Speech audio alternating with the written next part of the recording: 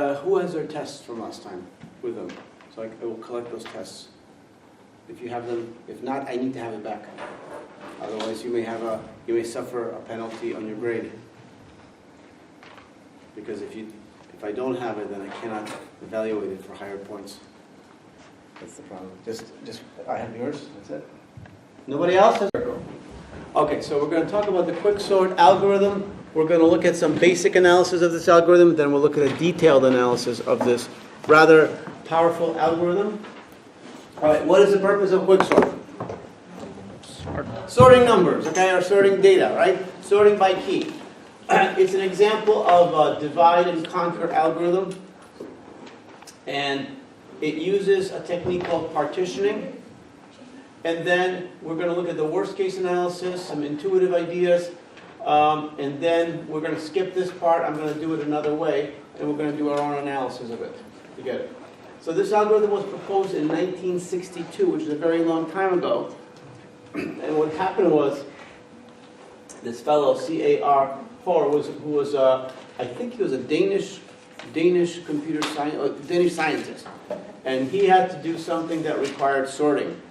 And in 1962, the idea of sorting was not standardized. People still had to figure out how to sort.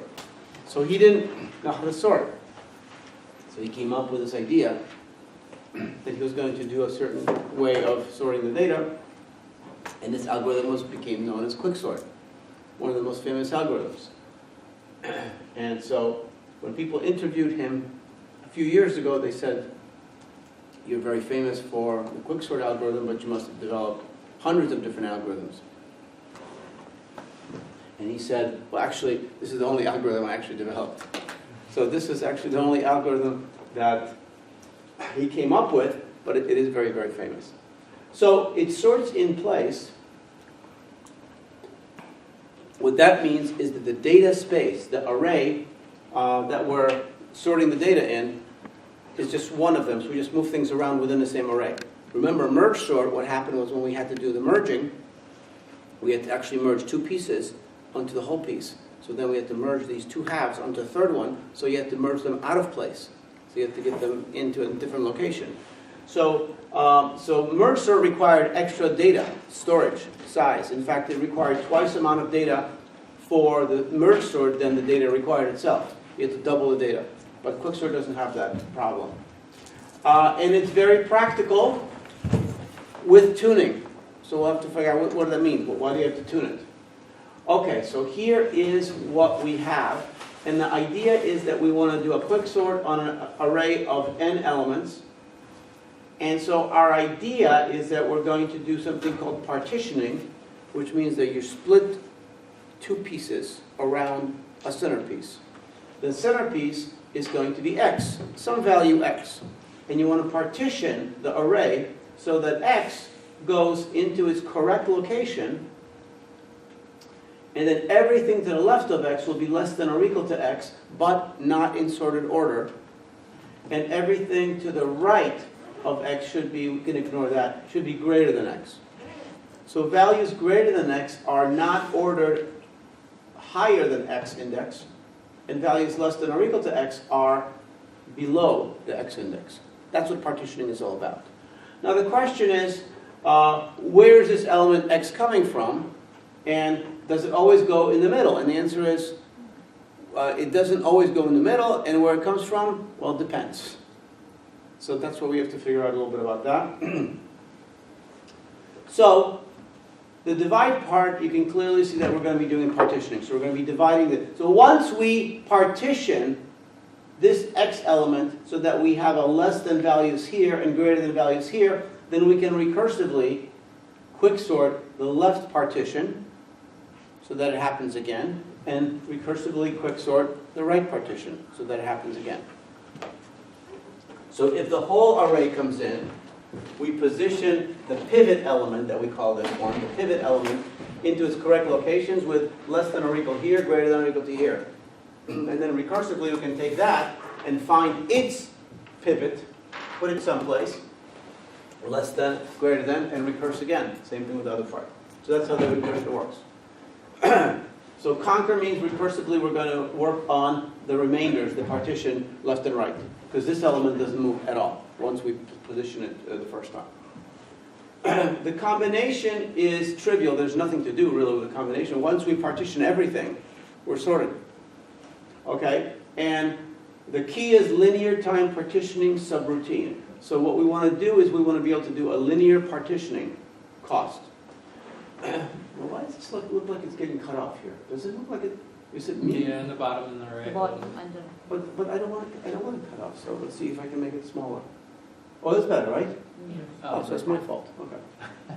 All right, there you go. Okay. I feel better about myself now. All right, good. I'm not like, what's going on? Everything's going wrong today. So let's take a look how this is going to work. So this is a little tricky. So we're going to look at them slowly so that you understand how this is being done. So we're going to look at partitioning, because partitioning is what we call the actual work in quicksort. Everything else is recursive cost. So partitioning is the real work. There is no other real work other than partitioning. So we're going to assume that we have an array A. The array is indexed from P to Q. And we're going to choose as the pivot element to be partitioned around the element, and we'll simply arbitrarily pick the first element. So A sub P will go into X, X will be the pivot. So just imagine what we have here. We have an array, let's say we have 1,000,000 elements. We have 1,000,000 elements, but they're completely unorganized, unordered. Okay. So if we select the first element as the pivot, does it make any difference if we select the second or third or fourth or last or middle? If the array elements are not ordered any way at all, then selecting any element is as good as any other element. So that's why we're selecting the first element as the pivot, because the data is unordered.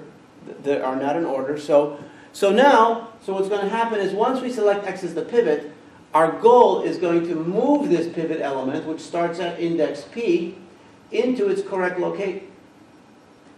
All right, let's try that again. I really think it's my laptop, but maybe it's not.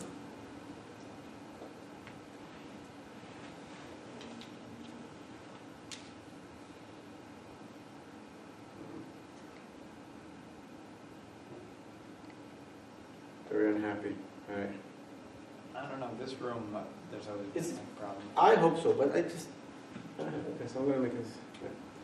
So I know it's going to happen again because it's already happened too many times, except this is not as bad as before when it was flashing around.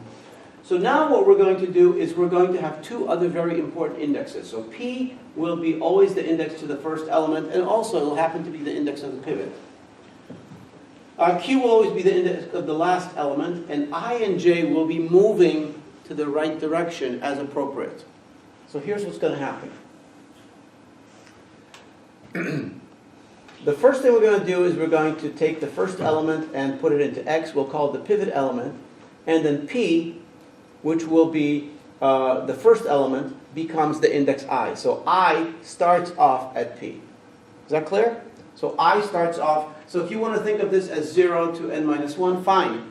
So I starts off at 0. But whatever it is, I starts off at the very first element. J is going to start off at the next element after the first element. Okay? And it's going to iterate from that position all the way to the last position. And so what it does here is going to be the main part of the partitioning. So what we're going to do here is we're going to say, so let's say J starts off at P plus 1. So you can imagine I is here and J is right next to it. Now we're going to say if A sub J, which means if the second element is less than or equal to the first element, which is the pivot, what that means is that the second element belongs in the left partition. The left element belongs in the left partition. So, if this is the case, then I gets the value of I plus 1. So I is indicating the right edge of the left partition. Starts off here, and as the partition is getting bigger, it becomes the right edge of the left partition. So if the jth element is less than or equal to X, then move the right edge of the left partition by 1. Okay? Does that make sense? Yes. And then we can exchange AI and AJ. So in this case, it's going to be an exchange of what with what, if this happens? First element and second element gets exchanged. Well, what's the value of I? Let's call this 1 to 10, just to make it simple. So the value of I is 1, what's the value of J? 2. If this condition is true, what's the value of I? 2. So what does this exchange do? Nothing. Exchange is 1 and 2. Nothing. Exchange is what? Same 2 and 2. 2 and 2. Okay, that's fine. Okay, and then we're going to loop up here. So now what's going to happen is J is going to go to the next element. Now imagine, let's go back to the beginning again. So P gets the value of 1, J gets the value of 2. Suppose this condition is false. If this condition is false, AJ, the second element, is not less than or equal to X. That means the second element belongs in the right partition. So in that case, what's going to happen is we're not going to do any of this stuff. We're not going to do any of this stuff. What we're going to do is we're going to go to the next iteration. And at the next iteration, what happens? J goes to? 3. J goes to 3. And I is 1. 1. Because I'm saying we're doing a second scenario, right? Okay, imagine that we have a whole bunch of values after the x in this position that are not less than or equal to j. Not less than or equal to x. So what's going to happen with j? J is going to move forward. What's going to happen to I? I is not going to move forward. I is going to stay at the first position. Okay? So suppose that we have x, and then we have two values that are bigger and bigger, and now the next value, where j is now pointing, is less than or equal to the pivot. So j is moving to the next element. This element is less than or equal to the pivot. I is over here, j is someplace over here.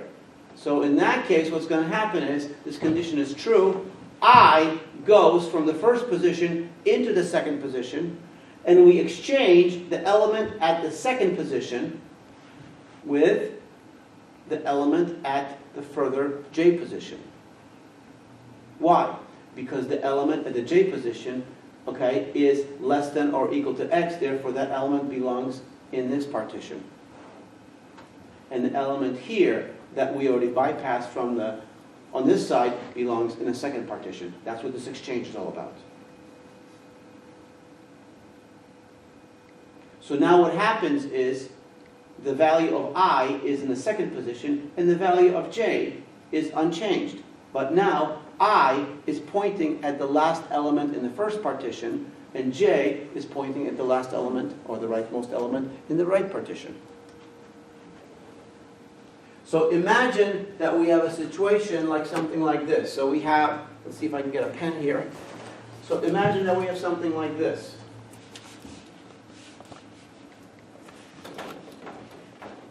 Imagine that we have something like this. So this is our array. Can you guys all see that? Okay. So this is the element x. Someplace here is going to be I, and someplace here is going to be j. Okay, why is I here, according to the algorithm? Why is I here? Because everything up to I, from the first position up to the ith position, is less than or equal to x, which is the pivot. Including the pivot, which is just like, oh, here I am. So now, and so that means that all the elements here are going to be what? Greater than the pivot. So now what's going to happen is j, on the next iteration, j gets advanced to the next element that it's here. So j goes from here, now it goes to this element here, and we don't know about this element. So two things can happen. This element is either less than or equal to the pivot, right? Or it's greater than the pivot. If it's greater than the pivot, that does not change the left partition at all, therefore I is not going to change. But if it's greater than the pivot, then all we need to do is do nothing. Because J was marking the end of the right partition, and now because this element is not less than or equal to, it's now marking a slightly larger end of the right partition by incorporating this element that was not less than or equal to the pivot.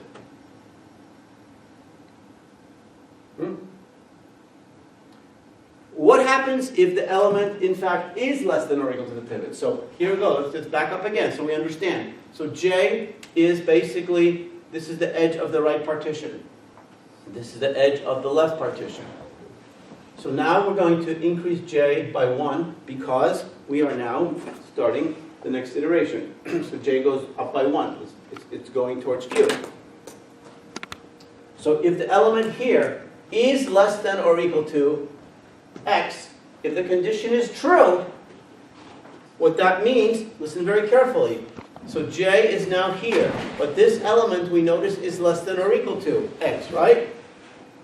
So what we're going to do is we're going to move I to the next location, but when we move I to the next location, the element here is not part of the I partition. In fact, this one is greater than the pivot because the edge was here. So now we moved on the left edge of the right partition. This element was less than or equal to, so this element really belongs in this enlarged partition here. And this element, which was in the right partition, belongs to be in the right partition. Therefore, we exchange. And the exchange basically puts these two elements into the correct partition. Does that make sense? Okay, this continues. Eventually, we finish the loop. What does that mean, we finish the loop? Finish the loop means that J eventually goes to Q, which means that J eventually goes to the last index. If the element at that index is less than or equal to X, then we enlarge the right partition, we step on the left edge of the right partition, and we exchange this violating element with this violating element. Because remember, when we say I is equal to I plus 1, we violate the left partition. That's why we have to do the exchange. And this one is a violation of the other partition. Like if you goes to sleep or something. Yeah, but why would it go to sleep? I have power going to it, so it shouldn't go. So now, let's take a look. So let's take a look what's going on here. If you look at this algorithm, this is very important. We start here, this is just initialization. Now this J gets the second index and goes to the last index. Inside this algorithm we do an if. If the condition is true, we do a statement. So therefore, how many times do we iterate in this partition?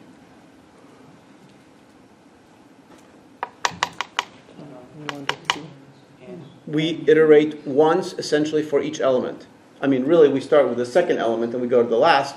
So it's -1. n minus 2 plus 1, n minus 1, but it's theta n. So therefore, we can say that the complexity of the partition is really theta n. It is proportional to the number of elements. That's all it is.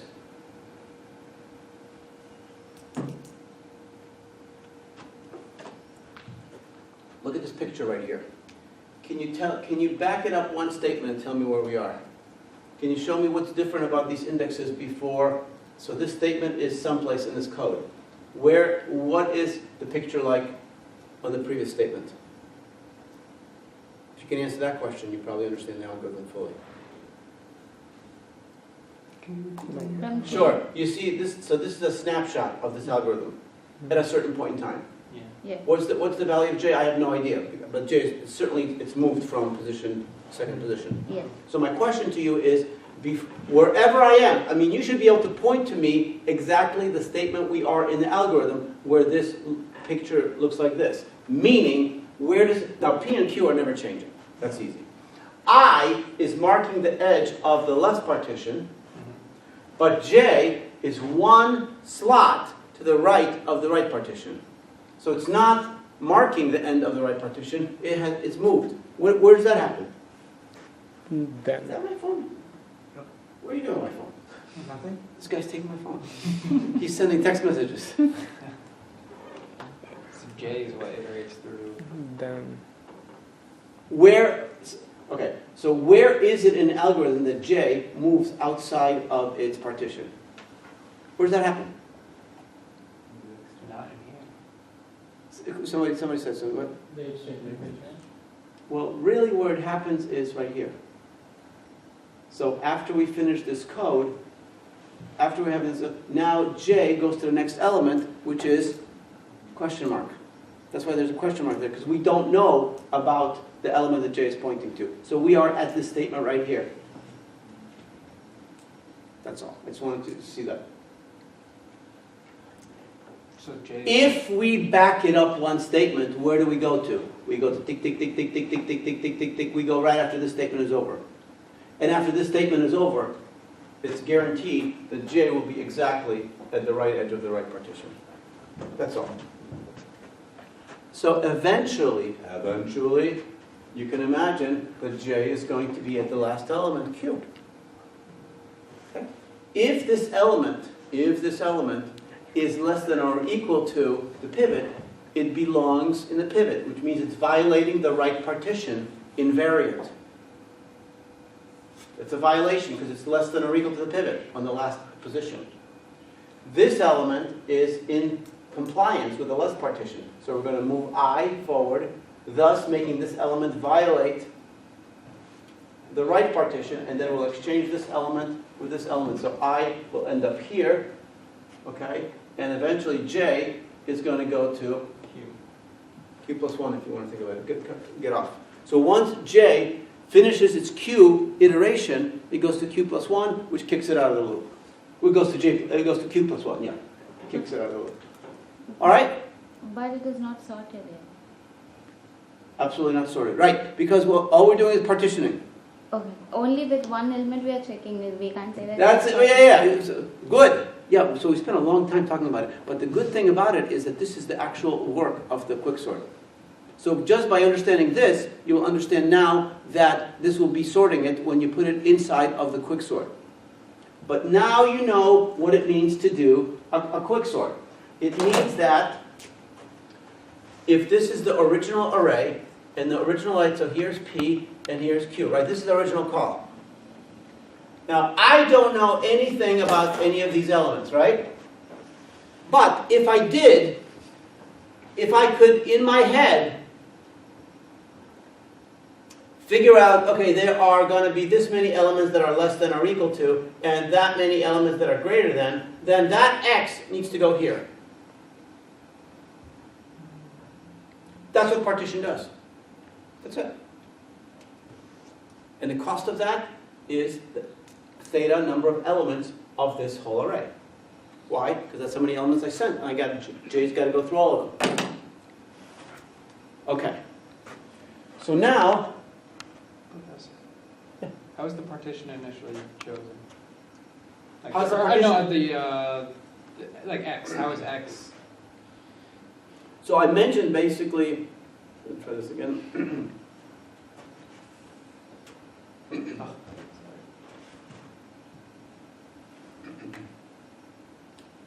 Oh, Just this.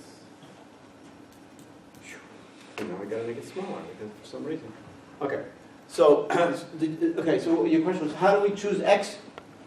yeah. Well, basically, we are making an assumption that the data in the array is completely randomly organized.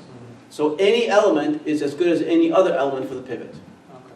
If that assumption is correct, then choosing the first element as the pivot is fine. We could generate a random number inside this array from 0 to n minus 1 and pick that element, swap it with 0, that's theta 1, and then use that as a pivot so that we can have a random pivot and do the same exact thing. But ideally, you would want a pivot that's somewhere in the middle, right? You are hoping for that, and that's a great point, and that's something we're going to be addressing in our analysis, because that's critical, because you want it to be, why do you want that pivot to go in the middle? So everything is either lower than the middle, yeah.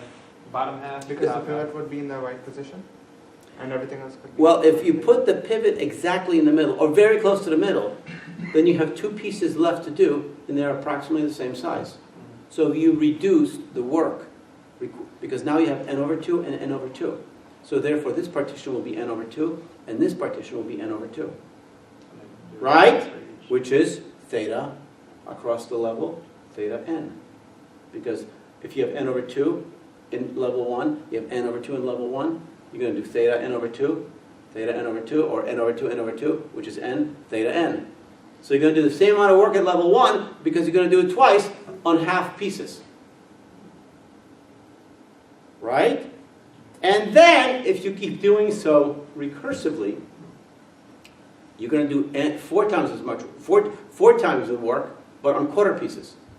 So every level is going to be doing the same amount of work, it's going to be doing 4 quarters, 8 eighths, 16 sixteenths. The question is, how many levels is this going to take to finish? And the answer is quite simple, log base 2 of n. Because when you divide something in half, you go to unity, which means one element in the array, in log 2n. So if you start with 16, you're going to go 8, 4, 2, 1. You're going to do 4 levels. Level 0, 1, 2, 3. Okay? Now, if you... so that happens So that happens in that case. Now, what happens if the pivot does not go in the middle? What happens if it goes way to the right or way to the left, whichever way? If the pivot, let's say the pivot is the biggest element, so it's going to end up here. Now, you have a recursive level on the left, which has n minus 1, and a recursive level on the second level, which has 0. So now, so you've reduced the problem by 1. And if you keep doing that all the time, you won't reduce it to unity until n recursions. So in the worst case, you reduce to unity after n recursions. In the best case, after log base 2 of n recursions. Okay, does that make sense? Okay, we'll come back to that to put it all together. Okay, so here is an example of partitioning. So we start off with I in the first position, J in the second position. Now, does 10 belong in the left partition or right partition? Right. So we move the J. How about 13, left or right? Right. So we move the J. So now we have, this is the unknown element, but we determine that this element is less than or equal to. So that really belongs in which partition? Left. So we're going to extend the left partition to here, and then we're going to swap the 10 and the 5. The 10 will be fine on the right side, the 5 will be fine, because by extending I here, we are definitely creating a violation on the left partition, and this one, being less than or equal to, is a violation of the right partition, and that's why their swap is perfect. So that's what's going to happen. So we extend that left partition, and we incorporate that swap 10 here. So next element is, so 10 is good, so now we know it's good, so now we're going to look at the next element. So look what happens to 8. 8 is good or bad? Good. Good, so J just goes on forward, but when J goes here, it's got a violation of the right partition. So we create a violation of the left partition, okay, and we swap the 3 into 13, 13 into here. And that's what happens. So 3 goes here, 13 goes there. And now, of course, we can compare the next one, but again, we have another violation of the right partition. So we create a violation of the left partition and swap the 2 and the 10. The 2 goes here, the 10 goes there. So now we have that situation, and now we go to 11, but 11 is fine for the right partition, therefore J goes to Q plus 1, it goes off the end of the array, that's the termination of the loop. So now, what do we do? Well, what we do at that point is, after J goes off the end of the array, which means we partitioned all the elements, we can then swap the pivot into the ith index. Why ith? Because that's the right edge of the left partition. So all the elements that are from here to I are less than or equal to, which means that 6 will go here, 2 will go here, and 6 will be the location of the index element, which is the partition pivot element. And there it goes. That's the swap, right? So now, that's it, and that's the partitioning. So quicksort is nothing more than quicksorting an array from P to R. Basically, if P is less than R, that means you have at least 2 elements. then you're going to call partition on the array from P to R, and you're going to return Q. What is Q? Q is the index of where the pivot went. So that index, in this case, let's call this 1, 2, 3, so this will be 4. So the partition returns the index of this one, 4, and then we can quicksort from beginning to 3, and from 5 to the end. And each of these is going to generate now a call to this one. Okay? The initial call, of course, is going to be take the array from 1 to n, or 0 to n minus 1, whatever. Okay, any questions on that? So that's the algorithm. We're not going to do any analysis here. Okay, let's do a worst case recursion tree. Okay, so recursion tree. So now let's understand what's going on here. Why is this the worst case recursion? Tell me, what is this? This is a partitioning where the pivot goes into the very end of the array. If it goes to the end, if the pivot, imagine for example the pivot is in the first position, and it turns out that it's the smallest element in the array. Well then guess what? If it's the smallest element in the array and it's the pivot, it's going to end up here, because that means J is just going to go, and so it's going to stay right here, right? That's what's going to happen. So therefore, the left recursion will have nothing to do, because if the pivot went into position 1, then to the left of 1 is nothing. Therefore, T of 0 is the work being done to the left of on the left partition, because the left partition basically has nothing. Once the pivot is removed, there is no left partition. There is no other elements that are less than or equal to. So, and T of n minus 1, that's the cost of quicksorting the elements in the right partition. There are n minus 1 of them. So therefore, and Cn, that is the cost of partitioning. That's the actual cost. Why Cn? Constant times n. It's a linear cost. Cn is the same thing as theta n, right? Okay, so that's what happens here. So we have T of n. So that's the cost of doing this. But look what happens here. T of 0, that's going to be a good cost, but this is going to be what? C times n minus 1. This is going to be, again, we're going to assume that it's going to be no work on the left and everything remaining that's not part of the pivot on the right, and that's going to be Cn minus 2. So we're not going to get to unity until we have, the tree is going to go total of n steps. N minus 1, n minus 2, down to 1. How much work are we doing here? N on every single level. And how many levels do we have? N. What's the complexity? Yeah. N squared, because it's the work per level times the number of levels. So what we have here is we have theta of the summation of 1 to k of k. So you're going to have 1 and 2 and 3 all the way to n, and it's going to be theta n. Okay. And the height of the tree, of course, as I mentioned, is going to be n. So the best case analysis, this is if we're lucky, and I'll tell you, if you think you're going to be lucky, then you probably play a lot of lottery, and you probably win all the time, right? That's how it works. But if we're lucky, then basically what's going to happen, we're going to essentially get lucky because the pivot is going to go right smack dab in the middle. And if it goes right in the middle, then we have 2 times the recursion of half the elements plus the partitioning. Right? And that is easily analyzable as the master. Okay, master algorithm or master method. Here. So therefore, this is going to be NLGN, because here we have f of n is n, and n to the log b of a is n. So therefore, it's going to be n LG n. So that's the best case. That's absolutely the best case. You can't get any better than that. Now the question becomes, well, what happens if the splits are a little bit different? So rather than always having, now by the way, the worst case can happen if the pivot stays here, or if the pivot ends up going here. Because in that case, we have n minus work on the left partition, and nothing on the right. So we could go T0, Tn minus 1, or Tn minus 1, T0, 0, T of n minus 2, T of n minus 3, 0. You can keep splitting them. So there's more than one way to get the worst case, because you have the worst and the best. But what happens if the split is always 10%, 90%? What does that mean? Well, that means if you have 1 million elements, you're going to get 900,000 elements on the right partition and 100,000 elements on the left partition, right? Now go to this partition. So now you have 100,000 elements.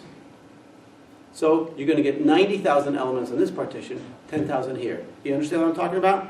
So it's always going to split 90-10, either 90-10 or 10-90. Doesn't make any difference. They're the same. Because the work on each level, 90-10, 10-90, adds up the same. So what happens in this case? In this case, the recurrence looks like this. T of n is t of 1/10 n plus t of 9/10 n plus theta n, which is the partitioning cost. And so let's look at so we're going to look at this maybe almost best case, although it looks pretty bad, because 1090, 1090, 1090, 1090, boy, it seems like 10% is a lot less than 90. So what we have is we have C of n, of course, up here, and then we have 1/10 n and 9/10 n. Look what happens now. Now we're going to get 1/10 Cn, 9/10 Cn. Okay? And then we continue like this. And so what's going to happen is 1 100, 9 100s, 9 100s, 81 100s. So the amount of work being done on each level is exactly the same. The question is, what is the number of levels? Well, that's the height of the tree. And of course, the height of the tree, which the height of the tree is going to be the tallest? Is it going to be the 1/10 part or the 9/10 part? 9/10. Which one? Right. Rightmost is going to be taller. You can see this is going down like this. The height of the tree is going to be log 10 over 9n, which is, and you know all logs are proportional. Therefore, the analysis of this actually gives us n log n. Except that the log is a different base, therefore we need the theta. But it's still proportional to n log n, which is really good. Okay, so let's say we get lucky and we get unlucky. Lucky means we split right down the middle. Unlucky means we got the edge. So we're going to alternate. So when you're lucky, you basically split it right in half, and then you call 2 unlucky and you partition. And if you're unlucky, then you call lucky with n minus 1, and then the other lucky doesn't exist, and then you partition with theta n. So this is the lucky-unlucky partition. So again, what happens is recursive level 0 is lucky, 2 recursive level 1s are unlucky, 4 recursive level 2s are lucky, 8 are unlucky, 16 are lucky, 32 are unlucky. You understand how it's going, right? So the analysis looks something like this. So analysis looks something like this. So it's going to be L of n is going to be 2 times L of n over 2 minus 1 plus theta n over 2 plus the partitioning cost. And when you simplify it, you still end up getting n log n. So it looks like if we don't keep hitting that worst case, we are at least proportional to n log n and not n squared. So that's a good idea. Okay, so I'm going to skip all this stuff in here. Substitution, what we're going to do. Okay. Let's stop here, and then I'm going to go to my analysis. Let's see if this computer is going to behave itself nicely. So this will be an analysis.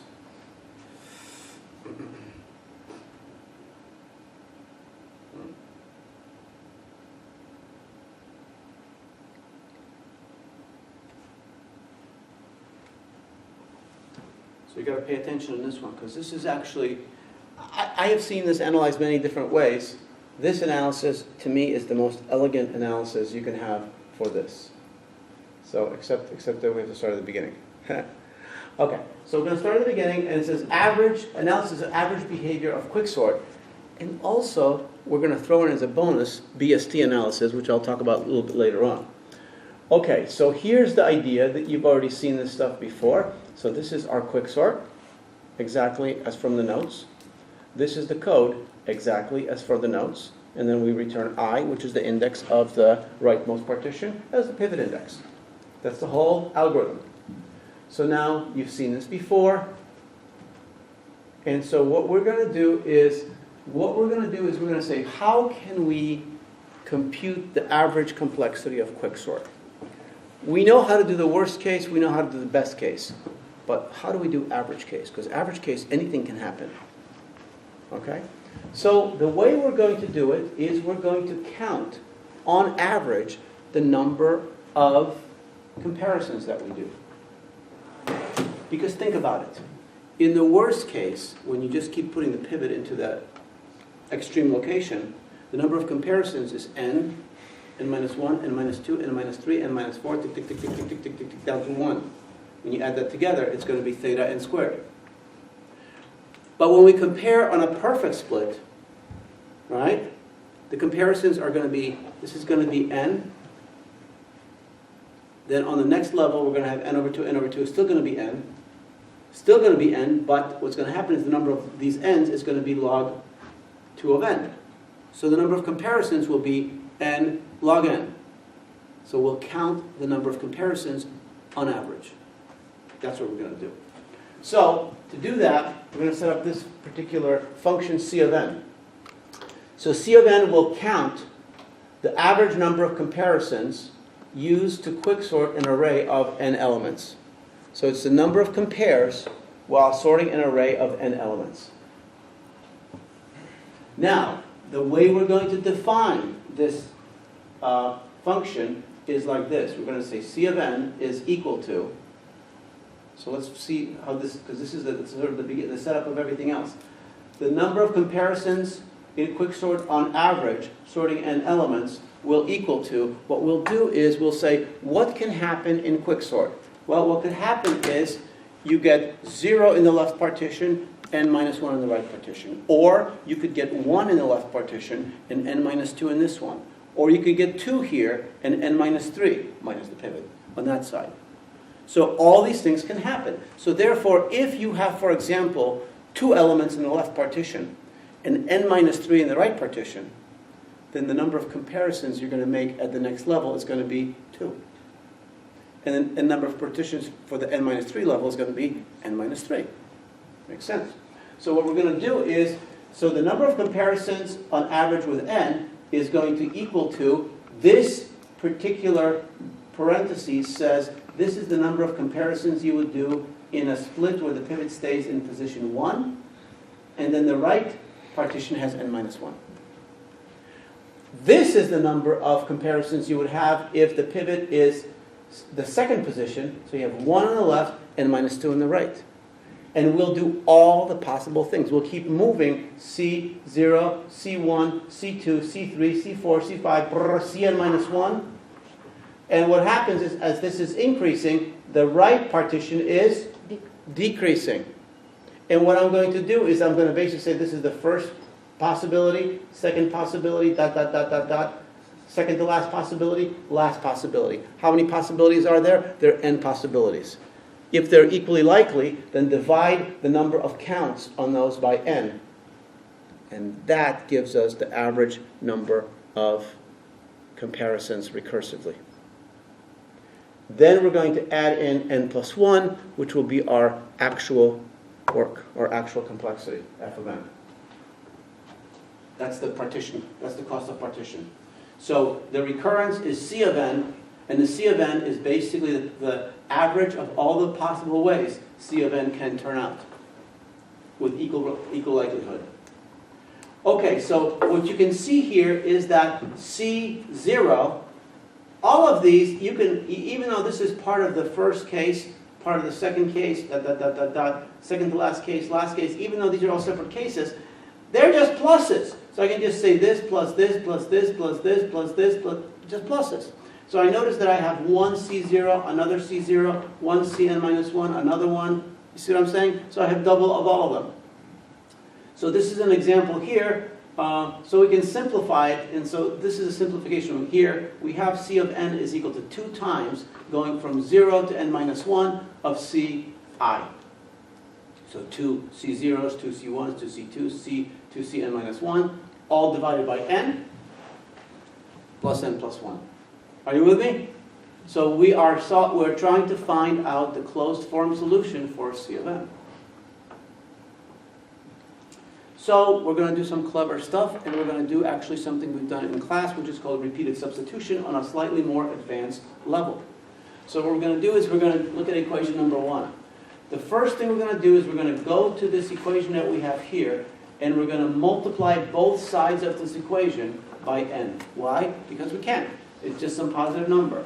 So what we get is we multiply by n, and we multiply by n on both sides. So we're going to get NCN is equal to 2 times this, okay? This is right here. Notice that there's an n in the divisor, so when I multiply by n, I get NCN, but this n cancels with this n, and then I have n times n plus 1. And that's what I have, right? That's what I have here. Now, because this formula is correct for any value n, it's also correct when n is equal to n minus 1. So what I will do is I will make a substitution. N is equal to n minus 1, n is equal to n minus 1, n is equal to n minus 1, and n is equal to n minus 1.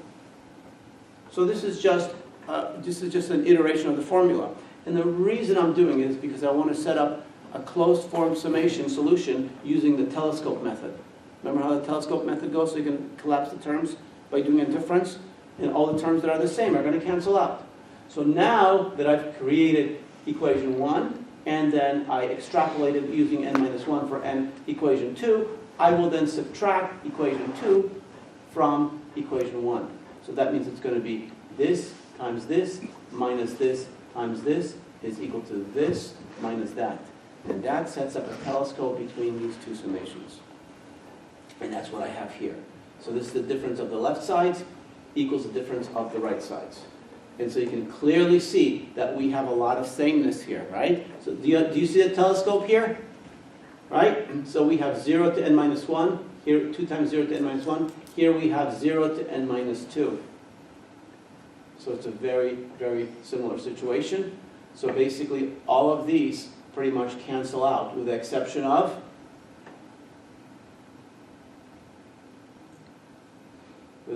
what? Only one element. Which element? N minus, when we substitute. So which element stays? n minus 1. N minus 1. Good. N minus 1 stays because it's a bigger number than n minus 2. So this stays. Now, then we have our leftover with this. We get leftover with this. And finally, this is what stays. So now, what we can do is try to collect our terms. When we collect our terms, we get NCN is equal to 2n plus n plus 1 times c of n minus 1. So we still need a little bit more work to do to get a closed form because we still have Cn, we still have another c on the right-hand side. So what we're going to do is we're going to divide both sides by n plus 1. So when you divide by n plus 1, this will disappear from this term, it'll appear here, it'll appear here. So we divide by n times n plus 1, and so what's going to happen here is this will disappear, n plus 1 will appear. N will disappear, n plus 1 will appear. N plus 1 will disappear, n will appear. And that's what we have here. So that's equation number 3, dividing the previous equation by n times n plus 1. Now we'll write the same equation, substituting n minus 1 for n. Okay, so we're getting closer. So when we do that, we simply substitute n minus 1 here, same thing here, same thing here, same thing here. And now we substitute c n minus 1 over n in equation 3 for the right side of equation 4. So we have c of n over n plus 1 is going to be 2 times n plus 1, which is the same. So this is still the same. But then I have Cn minus 1 over n, and I have Cn minus 1 over n right here. So I'll substitute that right-hand side here. And now I'm seeing a repeated pattern, which makes me very excited, because I see 2 of n over plus 1, 2 over n, plus another recursion, so that means I can continue doing that. I can substitute again, and I'm seeing an emerging pattern. So I have this situation right here. So now that I have the pattern, I'm going to repeat for the maximum number of times, which is going to be general I, and I will repeat it I times. So it's going to be, this is decreasing. Notice that this is going from n plus 1, n minus 1. Finally, it goes to c of n minus I. This is the number of repetitions of n minus I plus 1, because this is 3 times, so you got to just repeat it 2 times. And at that point, I can let I equal to n. Why would I let I equal to n? because if I is equal to n, then I have C of n minus n, which is C of 0. Okay? So that gives me this summation plus C of 0 over 1. So all I need to do now is, now I have something a little bit simpler than I had before. So I have C n over n plus 1. I can take out a 2 out of that equation. Notice there's a 2 everywhere. So I'm going to take that, so it's going to be 2 times 1 over n plus 1, 2 times 1 over n, 2 times 1 over n minus 1. That's what I have here, all the way down to 1/3, 1/2, 1. And that looks very much like what kind of a series? It looks like a harmonic series. That's what it looks like, harmonic series. So what I have is I have 2, so C of n, now I multiply it by n plus 1, and I have C of n is equal to 2 times n plus 1 times this harmonic series, which is 1 plus 1/2 plus 1/3 plus 1/4, etc., etc., etc. And this is, generally speaking, the harmonic series of the first n plus 1 terms, starting with 1. And we have a nice approximation for that using some calculus, which basically tells us that, approximately speaking, that can be substituted by natural log of n. So therefore, C of n is almost exactly or approximately equal to 2 times n plus 1 times natural log of n. And of course, if you take out the natural log and you convert it to Lg, which is base 2, remember this can be rewritten as Lgn over Lge, right? And Lge is a constant. When you crank this thing out, you get exactly this result, which is the average number of comparisons is 1.38n Lgn.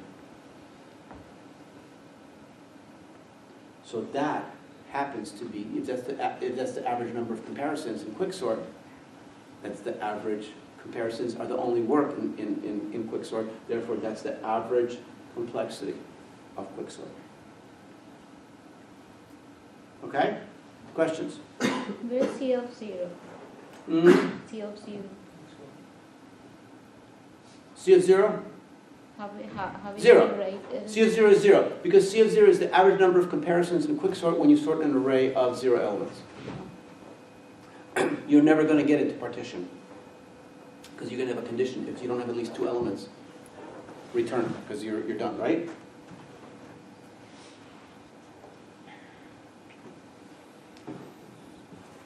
All right, questions? Does this make sense?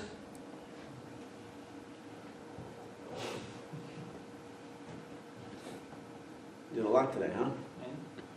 All right, so that is a very, very interesting result. And surprisingly, or maybe not so surprisingly, this result also happens to be a result of another very, very interesting analysis that I'll present a little bit right now on the board. Let me just show you this one. So let me get this thing up.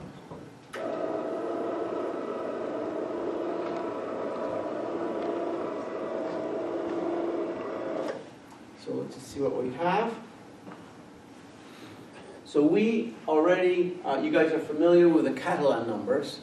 And the Catalan numbers we're used to do what? To compute what? The number of? Shapes. Number of what? Shapes of trees. Have you forgotten from last class? Shapes and trees. Number of shapes of trees. Remember the Catalan numbers? Yep. Oh, yeah. So, so we can count the number of shapes of trees. That's an interesting number, right? But I have another interesting question.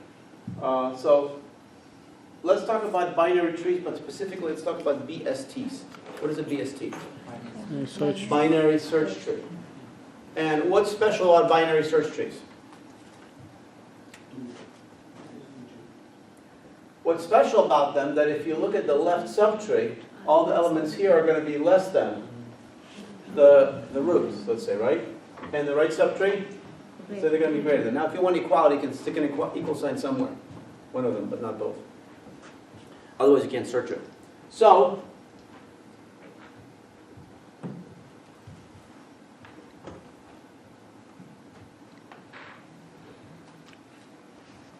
let's talk about the height of a BST, binary search tree. First of all, before we talk about the height, you all know what the height is. What determines the height of the tree? Hmm? Well, that's kind of a funny answer, but If not, what determines the The number? number of elements. What was my question again? What determines the height of a binary What search? determines the height?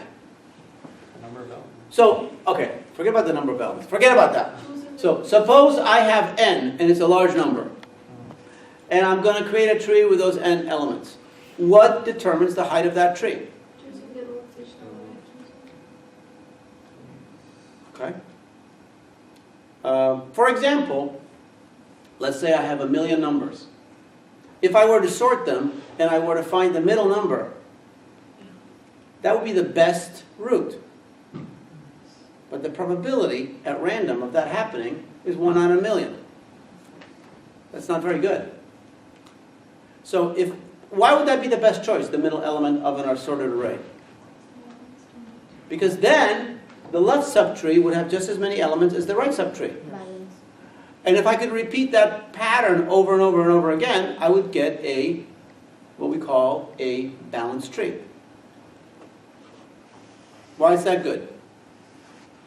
Why is a balanced tree good?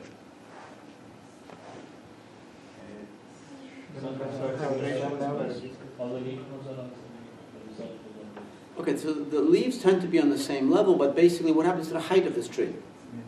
It's minimized. The height of the tree is a minimum. And why is that advantageous? Because when we search a tree, the amount of work we do by trying to find something is the number of comparisons to get to it. The number of comparisons is going to be limited by the height of the tree. Every time I make a comparison, I go deeper, deeper, deeper until I find it. But once I go to the leaf level, if I don't find it, it's not there. Okay, so what is the minimum height of a BST with n nodes?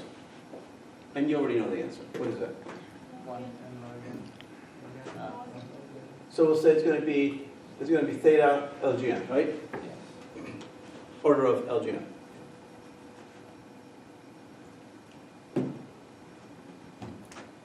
And what is the maximum height of a BST with n nodes?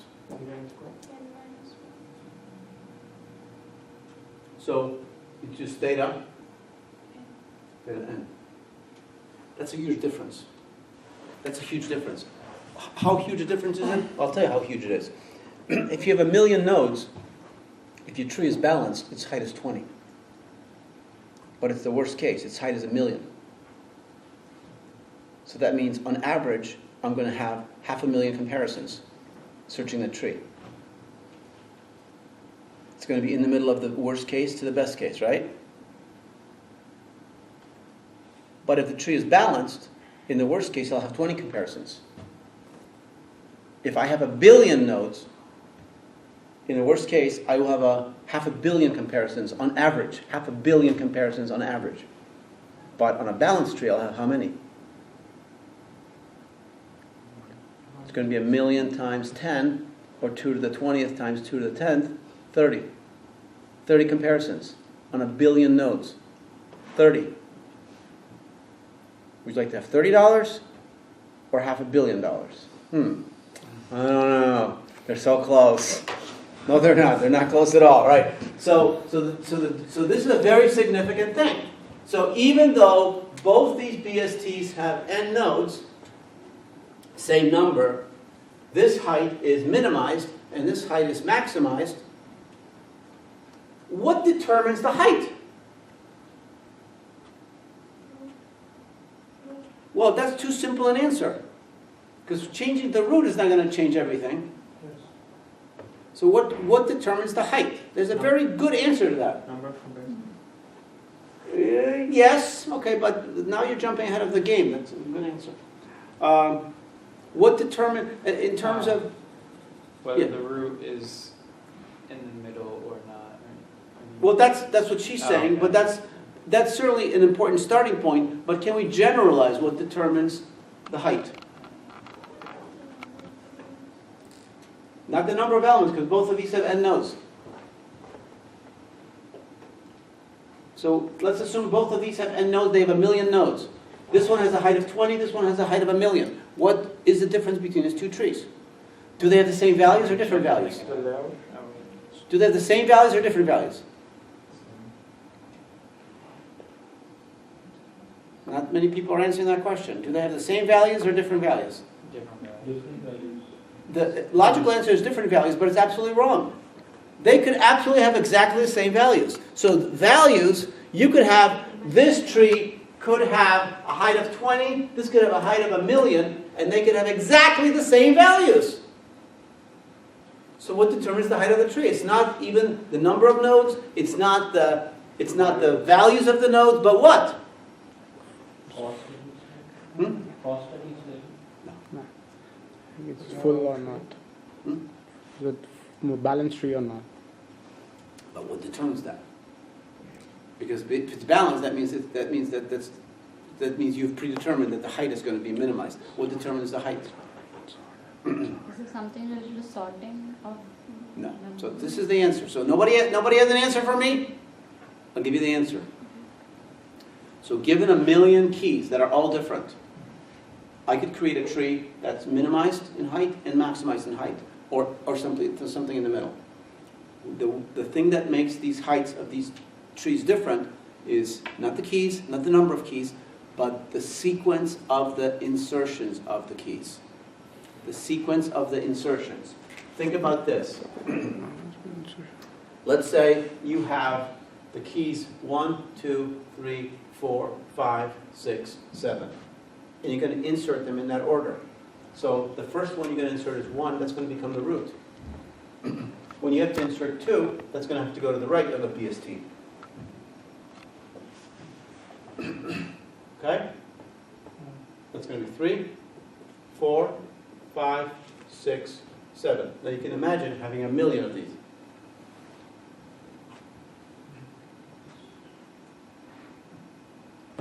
Is that the only way I can get 1,000,000?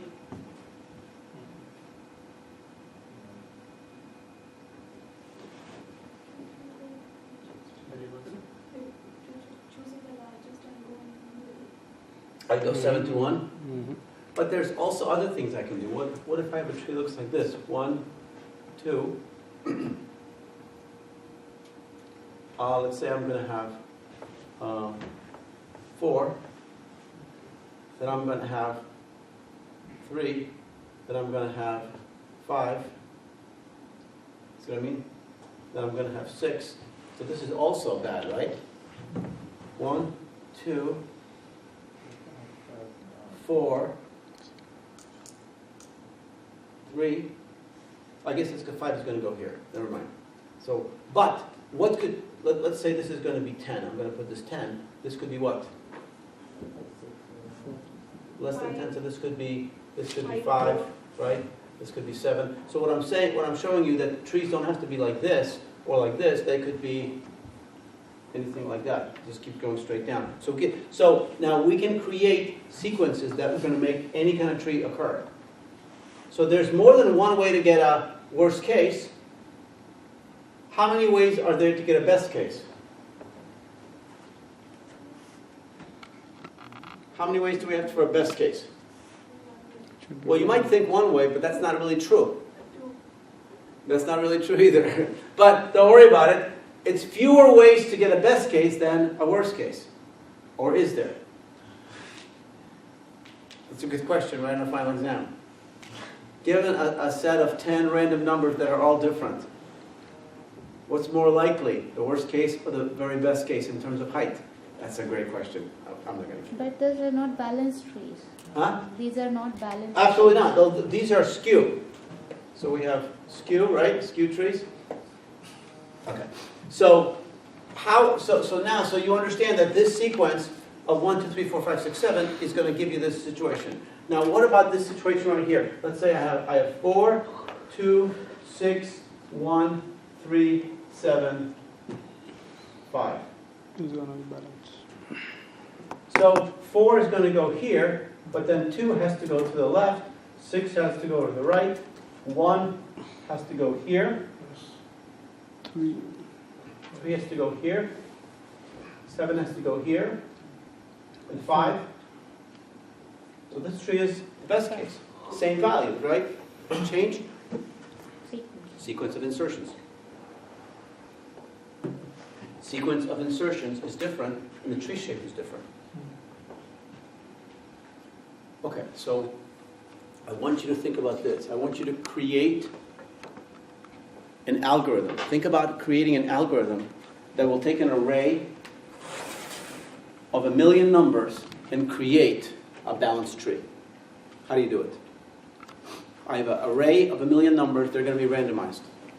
But I want to create a balanced tree. I want to insert them, all 1,000,000 of them, into a binary search tree, and I want it to be balanced. How do I do that? Can we use concept of B trees or B plus? No. I'm not going to use that concept below. It's an interesting concept, but we're not going to use that. We will get to B trees.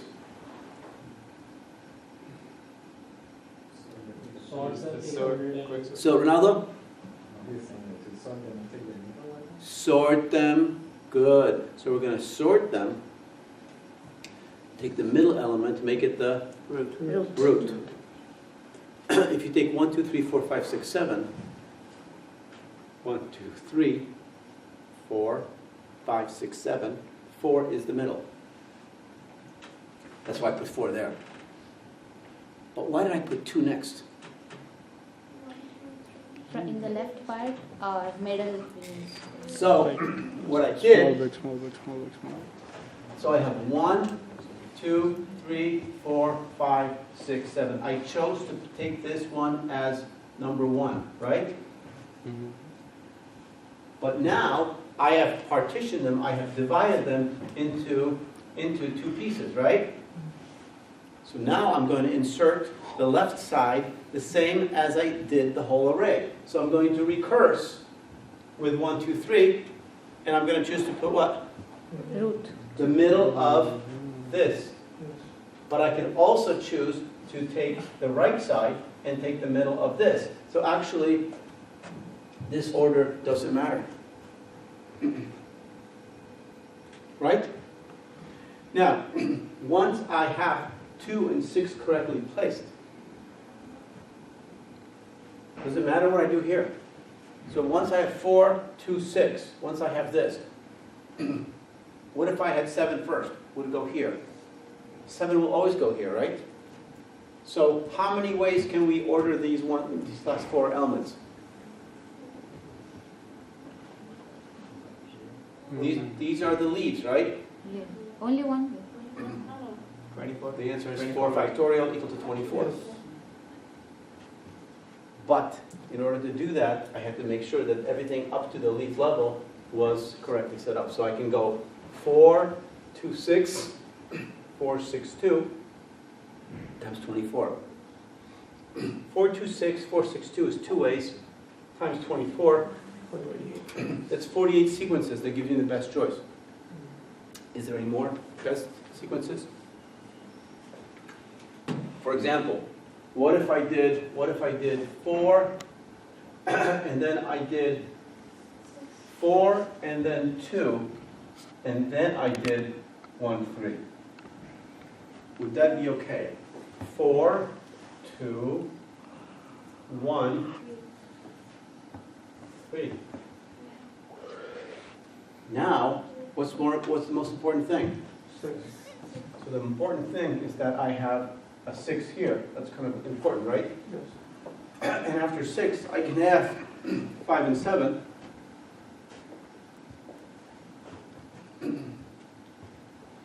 So this has to happen first. Now, how many ways can this be combined?